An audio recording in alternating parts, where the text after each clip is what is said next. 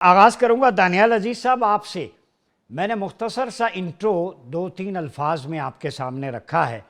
یہ بتائیں کہ یہ باریک واردات جو لیوی کی صورت میں، ٹیکسز کی صورت میں، ڈیزل بم، پیٹرول بم، آخر عوام کی کمر کتنی مضبوط ہے؟ کتنا سہیں گے وہ؟ کتنے بم سہ سکتے ہیں؟ جی سے پہلے بہت شکریہ پروگرام میں مدعو کرنے کا. میں صرف یہ عرض کرنا چاہتا ہوں کہ یہ کوئی عجوبہ نہیں ہے کہ مہنگائی کیسے ہو رہی ہے اور کیوں ہو رہی ہے، لیکن یہ ضرور ہے کہ اس کے جو بارے میں جو جھوٹ بولا جا رہا ہے وہ نشاندہی کرنی ضروری ہے.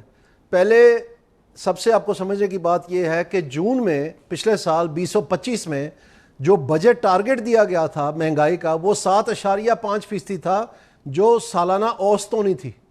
اور اس کے ساتھ ساتھ یہ بھی آپ کو جاننا چاہیے کہ اس سے ایک ماہ قبل، یعنی مئی کا مہینہ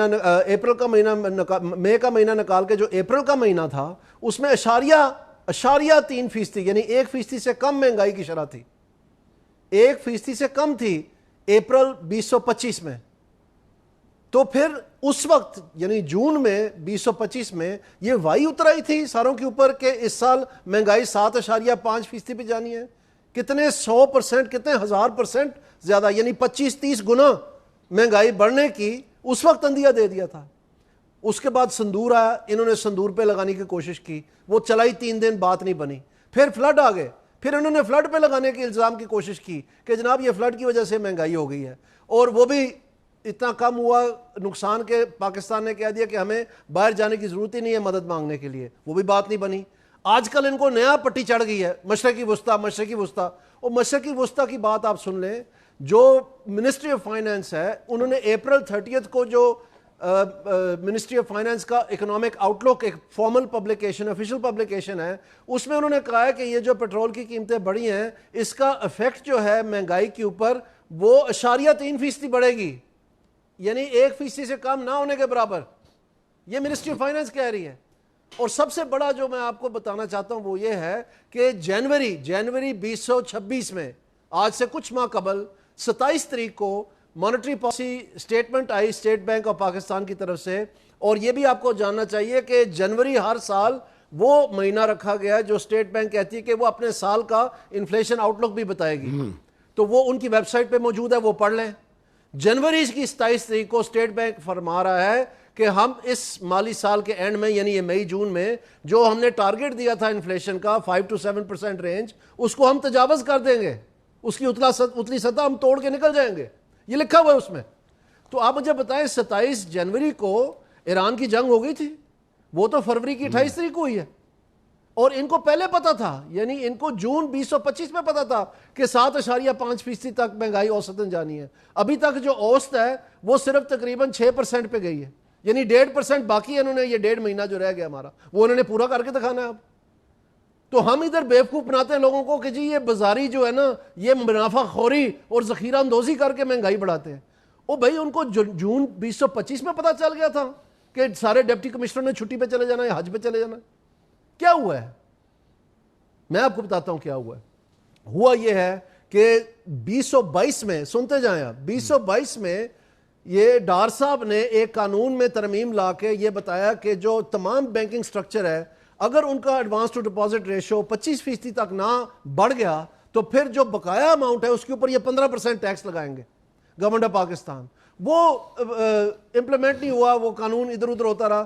ستمبر 2024 میں گورنمنٹ آف پاکستان نے انفارم کر دیا بینکس کو کہ ہم یہ لاگو کرنے لگے ہیں. اس وقت کوئی تقریباً 32% تھی اوسطاً ایڈوانس ٹو ڈپازٹ ریشو. تو بینکوں نے آنن فانن دبا دب راتوں رات پیسہ لون کیا پرائیویٹ سیکٹر کو. تو پرائیویٹ سیکٹر لینڈنگ جو ہے وہ اگر آپ دیکھیں تو ستمبر سے لے کے دسمبر کے اینڈ تک 2 ٹریلین روپیز اضافہ ہوا ہے، 2 ٹریلین کا. اور پھر دسمبر کی 31 تاریخ کو ان کے ساتھ نیگوشیشن کر کے آرڈیننس نکال کے ڈار صاحب نے وہ شکی ختم کر دی انکم ٹیکس ایکٹ میں، کوئی 40-50 ارب ان سے لے کے بینکوں سے کہ آپ بلا وجہ منافع کما رہے ہیں. لیکن اس کے بعد جنوری کے مہینے میں، جنوری 2026 میں تقریباً 1 ٹریلین روپیز جو ہیں وہ واپس بینکوں نے لے لیے، کیونکہ وہ پیپر لینڈنگ تھی، صرف خانہ پوری تھی. اور لیکن 1.08 ٹریلین روپیز جنوری کے اینڈ تک وہ مارکیٹ میں رہا اور وہ برقرار رہا. تو اس سال کی گروتھ جو ہے وہ کوئی ایوریج گروتھ پچھلے 4 سال میں 1.7% رہی ہے. تو جب گروتھ نہیں ہوگی اور آپ ایک اٹامک بام پھینکیں گے پیسوں کا مارکیٹ میں تو پرائس رائز تو ہونی ہے. بالکل. یہ سوال بنتا ہے کہ اتنی دیر بعد کیوں؟ تو میں آپ کو بتاتا ہوں یہ بھی سوال کا جواب. میں آتا ہوں آپ کی طرف. بات سن لیں. جی بات سن لیں.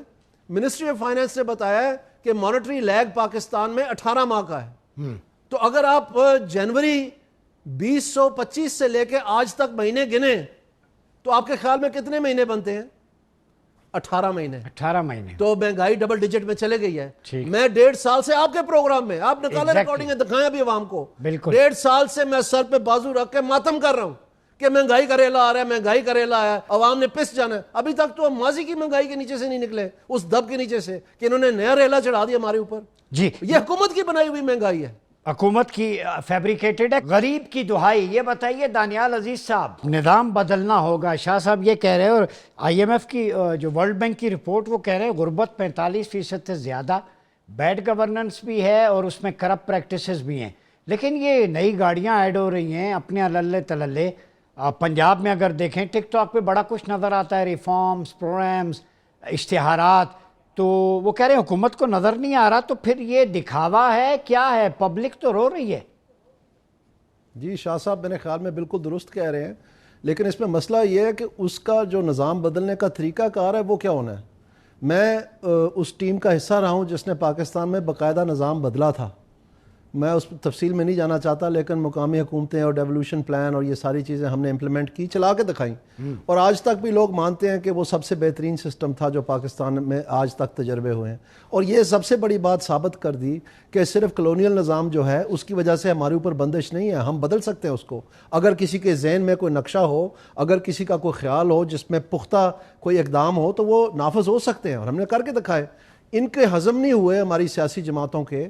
اور سب سے بڑی بات یہ ہے کہ جس سیاسی جماعت نے لے کے چلنا تھا اس کا نام تھا پی ایم ایل. ایل اس کا نام اس لیے رکھا تھا کیونکہ انگریزی کا لفظ لائک مائنڈڈ ایل سے شروع ہوتا ہے. 2 سال 3 سال بعد اس کی لیڈرشپ نے جا کے مشرف صاحب کو کہا کہ یہ جی پی ایم ایل کا بڑے معنی ہوتے ہیں پنجابی میں, تو اس کا نام ہم نے بدلنا ہے. تو وہ ایل جو ہے وہ کیو بن گیا, ایسے یہ بدلا ہے. تو یہ لائک مائنڈڈ نہیں رہے. تو لائک مائنڈڈ نہیں رہے تو سب سے پہلے جب ان کو موقع ملا انہوں نے وہ سارا نظام انہوں نے ادھیڑ دیا. جو رہتی کوتی کسر تھی وہ نون لیگ اور پیپلز پارٹی نے ادھیڑ دی. اب سوال یہ کہ اس کی جگہ میں یہ کیا لائے؟ اس کی جگہ میں یہ لائے وہی کلونیل نظام.